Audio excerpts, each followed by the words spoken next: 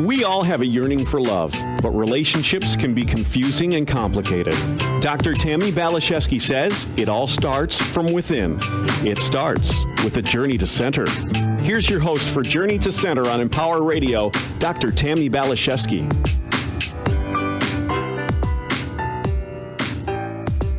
Hello, my friends. Thank you for taking some of your day to spend time with us here on Empower Radio and Journey to Center. So do you ever look around and get a little or maybe a lot depressed when you watch the news or look at the plight of our planet? Are you sometimes a little bit embarrassed to be part of this human race? If so, you're not alone. I know in the past I felt ashamed to be human. I would look around and not understand our species at all. The violence, the unkindness, the anger, and the insanity. I felt like a stranger in a strange land.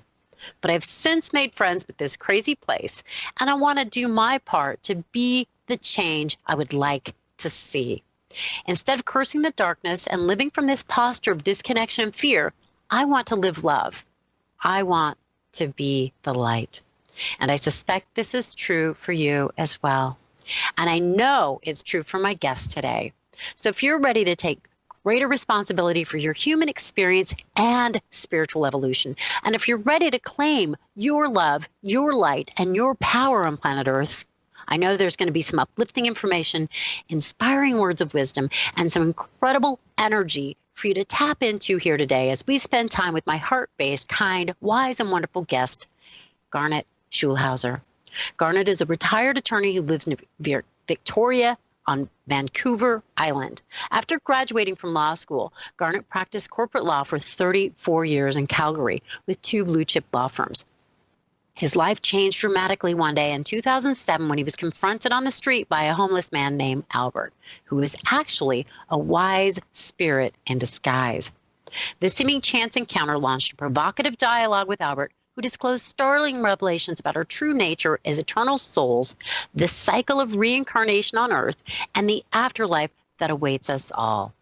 At Albert's prompting, Garnet wrote a book about these conversations, and Dancing on a Stamp was published in 2012. Since then, Garnet has published 3 more books about his learnings, conversation, and astral travels, which include Dancing Forever with Spirit, Dance of Heavenly Bliss, and Dance of Eternal Rapture. Today, Garnet takes great delight in helping people connect with their higher selves and learn about their purpose for being on this planet and the reasons for their successes and failures and the challenges they've experienced so far. Garnet's intention is to support people in tapping into new vistas and accessing greater understanding about who they really are, why they're here, and how they fit into the grand scheme of things on this planet we call Earth. So, Garnet, thank you for saying yes to another show with us here on Journey to Center. I'm delighted to do so, Tammi.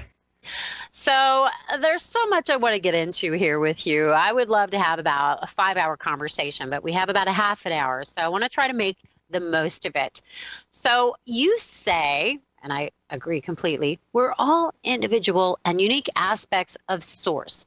We're created to explore the universe in order to grow and evolve. Can you elaborate on that very important sentence? Yeah, I mean, that is our ultimate purpose. Having journeys on Earth is just part of that evolution and growth. And Earth is just one of the planets where souls can incarnate. There's millions and millions of other planets in our galaxy, in our universe, that have life forms where we can incarnate. Some of us have incarnated previously on other planets. Some of us are, starting out on Earth and then moving on. But it's all part of growing and evolving, because every life form, every planet has its own challenges, its own environment, and it's all very different. And so we can always learn something different from everywhere we go. And so we're there to sort of experience things that we want for our own development, but at the same time, because we're individual aspects of the Source, everything that we experience is experienced by the Source. And the Source really wants to experience this vast universe it has created through all the many different aspects, the different things that happen in the universe. It experiences them directly and also through the individual souls it has created. So it's a way for the source to understand more about what it has created, and so it's all sort of gets channeled back from us back to the source. And for our aspect, we spun out from the source, long time ago. I mean, souls are continuing to spin out from the source, all the time. And obviously you and I spun out some time ago because we've been around, and. Who knows how long we've been around, but it's time doesn't really matter on the spirit side. There's no linear time, so it's kind of, that doesn't really make sense to talk about how long ago things happened, because everything happens at once on the spirit side. Mm-hmm. But we're here to grow and evolve, to learn, and it's always, you never go backward. As I've said in my books, it's always an onward and upward journey, and there's no timetables, there's no deadlines. We can develop quickly, we can develop slowly. It's entirely up to us. And if we want to just take breaks on the spirit side and just lounge around and do nothing for a while, we can do that, or we can just immediately jump back into a body once we've finished the incarnation. So it's entirely up to each soul. No one tells us where to go. No one gives us direction. There's nothing forcing us to go from one particular life to another. We as souls have the sole discretion to choose that for ourselves, and so that makes it very exciting. And as Albert says, the universe is constantly expanding and changing, and so we never run short of new things, new vistas, new planets, new places to incarnate and explore. So it's really a great adventure for us, and this is just one aspect of it. We're here on an earthly adventure to test our mettle against all the challenges that this planet has to offer. I think that is absolutely true. And you speak of how we all have our meetings with wise counsel before we get here. And yeah, we're not forced to do anything. And I thought that was kind of interesting and kind of fun. You speak of in your latest book about this guy who wants to come back as a child of a billionaire. And the wise counsel is saying, you've had a lot of cushy lives on planet Earth, and we don't think we're going to get you over the hump to the place of having wealth with compassion and humility if you continue on that track. So we suggest perhaps being a worker or somebody who is an employee who doesn't make a lot of money, and that might support you in your spiritual evolution, but he's not forced to do that.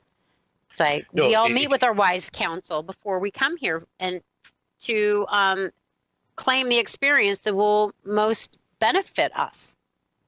Yeah, they do give very sage advice, and that was one example with that soul called Luke, who really was. He had a number, as you said, a number of cushy lives, and he kept on sort of failing the test, and he wanted to do another one. And Sophia, the chair of the council, said, "Well, why don't you look at it a different way? Why don't you come back as a gardener for somebody who's very wealthy, so you can know what it feels like to suffer the abuse, verbal, physical abuse, whatever, from your employer." And reluctantly he said, "Yeah, I guess that makes sense." And so he did. And they're always there. And every time somebody prepares a life plan, someone from the council will have a quick look at it. They know sort of what you've been through before. They know your challenges. They know the lessons that you were trying to learn. They know your successes and your failures. And so they will look at it and say, okay, well, maybe that's appropriate for you, or maybe you can tweak this. One of the things they're careful about is they don't want somebody to take on too many challenges in life, because that could just overwhelm them. So they'll try to back away some of the more stringent challenges. And then for people who want just to have a cushy life, they might say, well, you've had a few of those, it's time that you put in some interesting challenges and have a more difficult life, because you're going to learn more from those. You're going to learn more from the difficult lives than you will from the cushy lives. And so they're always there to give advice, but they can never dictate what you decide. Ultimately, it's your own choice. Mm-hmm.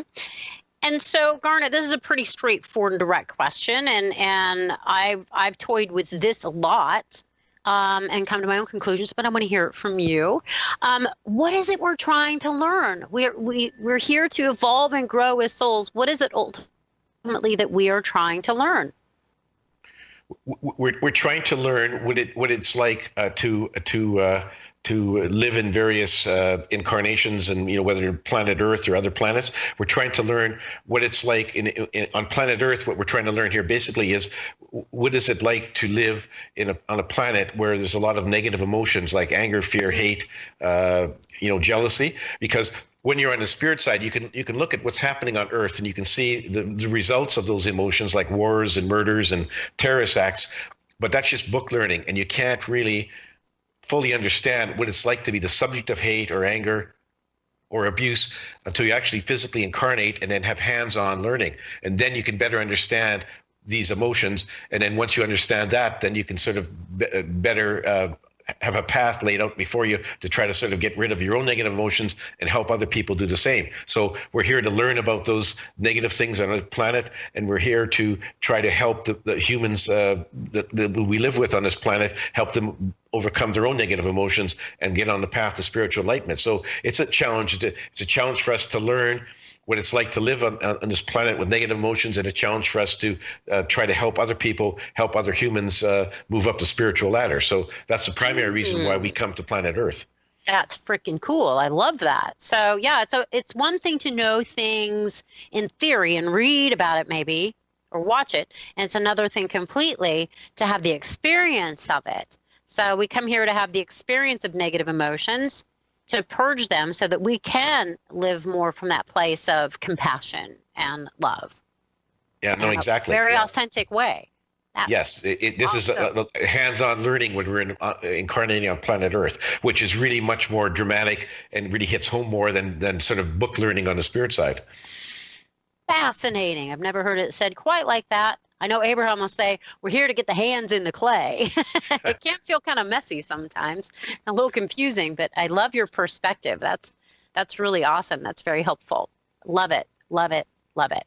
So yes, Earth has a reputation as a very tough school. And I've thought because it's a planet with, my perception, the primary theme is free will and choice. Although you may be able to elaborate on that. It's like, do we choose?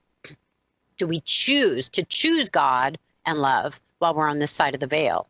And it can take a lot to inspire us to finally do that. And typically it's pain. Yeah, no, clearly when we're on planet Earth, even though we've planned things beforehand before we're born, of course, as you know, we forget about our life plans when we get here. And we do have free will to make decisions and take actions.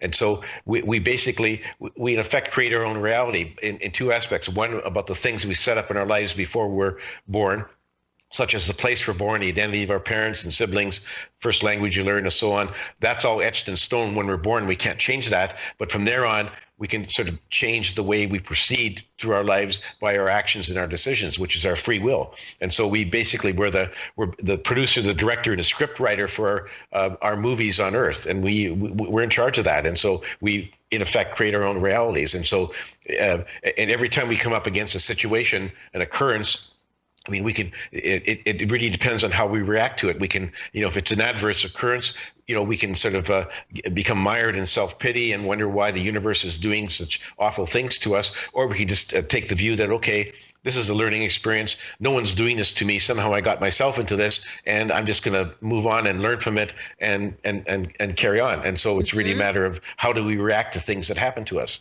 And that was such a tough lesson for me, to transcend that victim consciousness.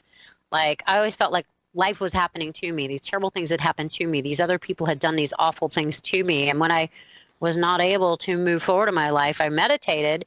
And what I really heard drop into my awareness was, you can't move forward if you're always looking backwards. And I realized I had to start taking responsibility for myself and transcend the victim consciousness. So I just love that I'm on Empower Radio, because I think there is two perspectives, victim or empowered. And to transcend victim, we have to be able to forgive. We have to take responsibility. And then life can start to become more enjoyable, more empowered. It's a process, but we have to be able to get over that hump. Exactly. That's a hump that everyone has to get over personally. They have to sort of get over that, and then they can move on. And if people who are mired in the victim mentality, they're not going to have a great journey. They're going to end up, when they go back home, saying, I really messed up. I really didn't get the fullness of that journey that I had intended. And it's just a matter of, okay, I have to go back and try again. Everyone should try to get over that hump. And once you do, you're right, you're going to have a more happy and fulfilled journey on this planet. Oh, it feels so much better. But yeah, we have to be willing to give up our stories. We have to be willing to forgive others and ourselves. And I think those are the two really important pieces of the puzzle if we want to have a fulfilling, empowered life, if we want to be a light worker.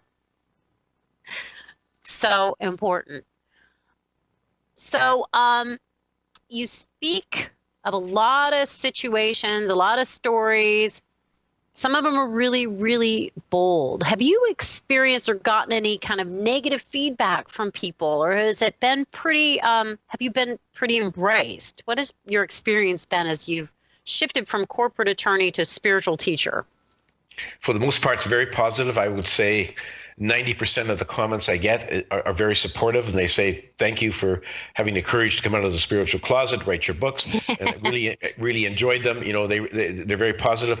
The other 10%, I get some negative comments that, you know, people who send me emails or comment on Facebook that, you know, you're going to go to hell for such blasphemy, you know, and that, you know, Jesus is right. You have to follow Jesus, and you're just telling a horrible story, and, you know, you're going to pay for this. So I get comments like that, but I just let them roll off my back like water off a duck's back. Yeah.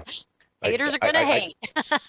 I can't get upset about. I mean, clearly what Albert has told me when I've written my books flies in the face of what a lot of Christian holy men have been preaching for centuries. And so people who are really, you know, dyed-in-the-wool Christians, they aren't going to like what I say in my books, because it flies in the face of what they've been taught. And so a lot of those people just can't accept it. And it bothers them so much that they actually have to lash out at me and say, you know, you're an awful guy and you're going to go to hell.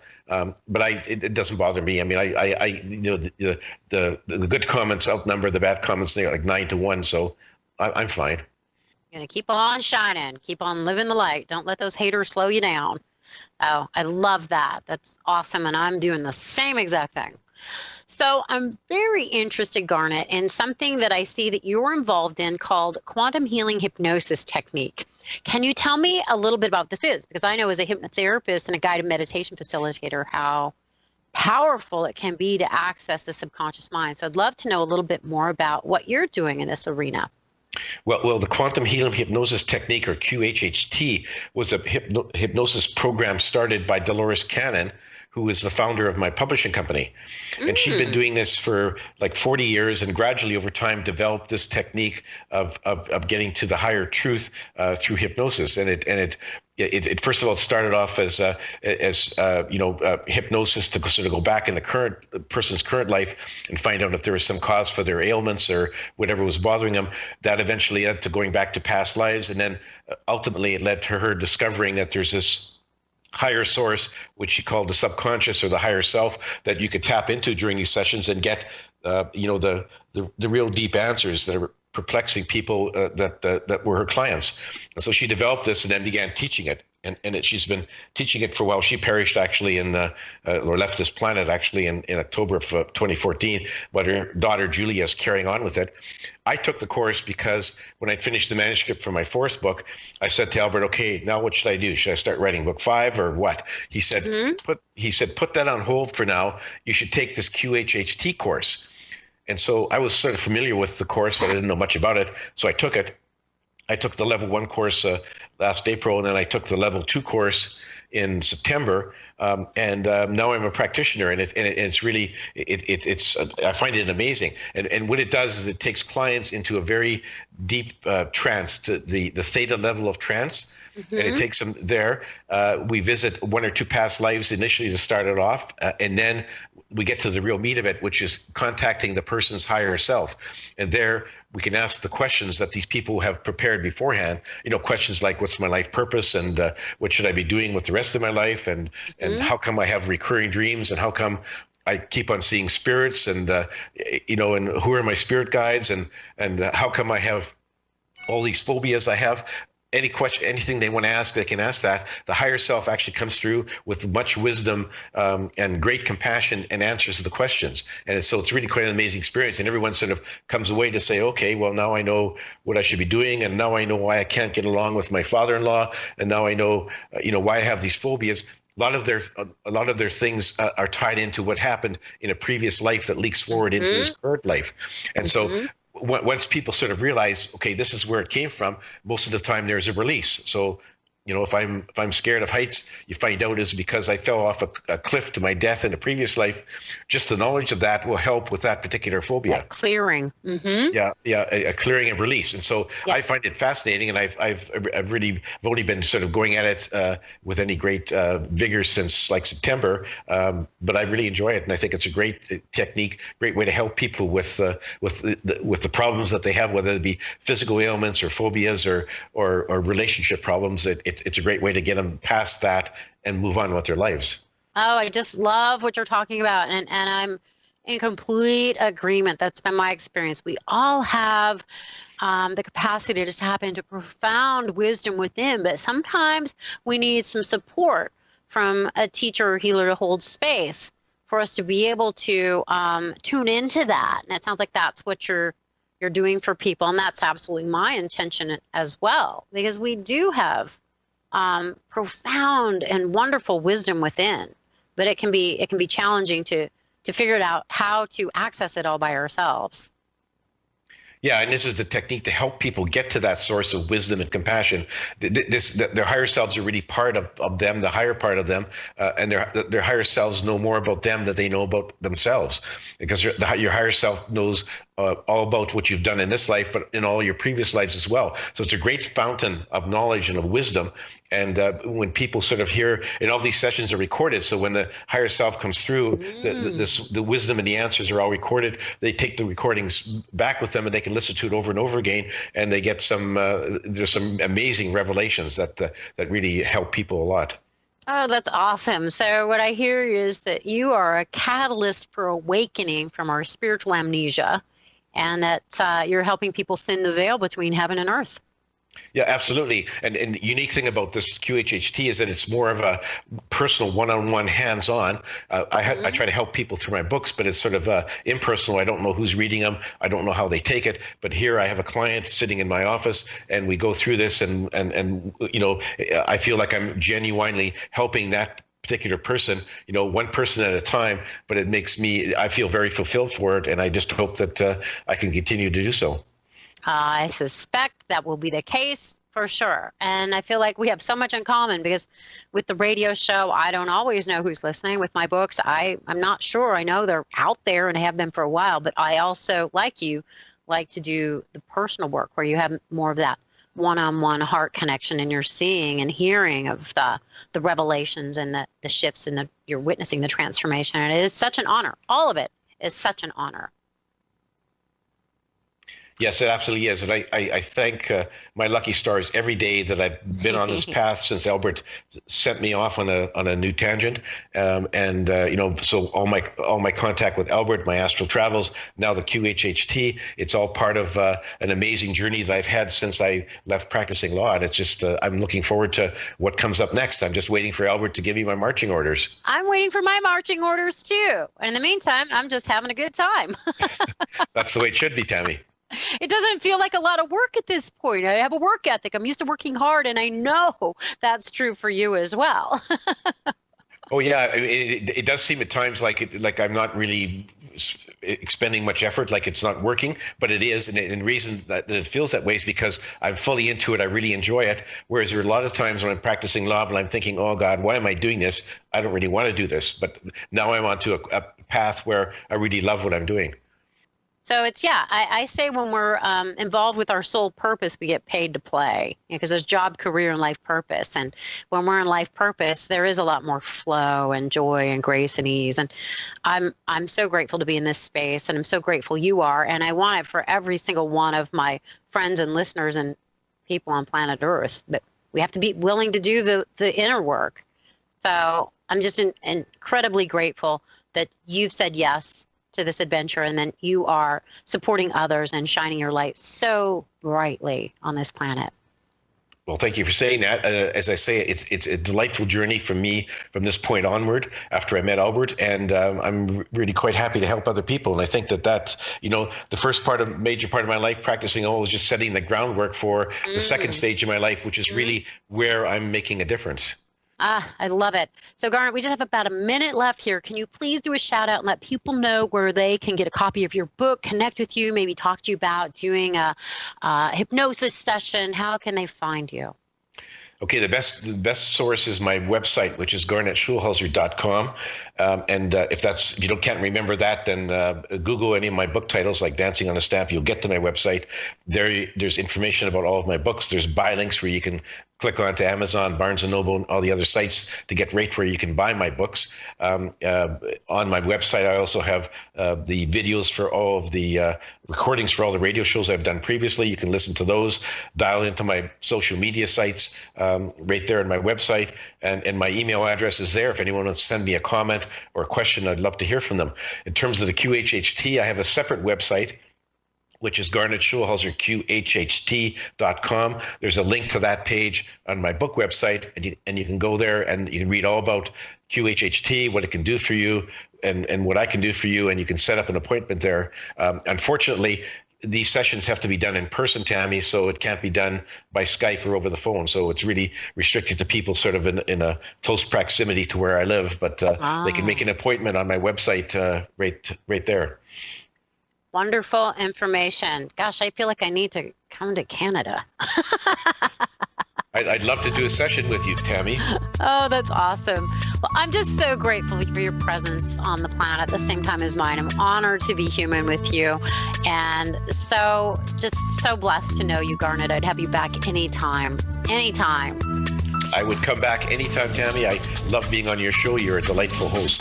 Oh, thank you so much. And to my guests and listeners and friends, thank you for being part of the energy and my life.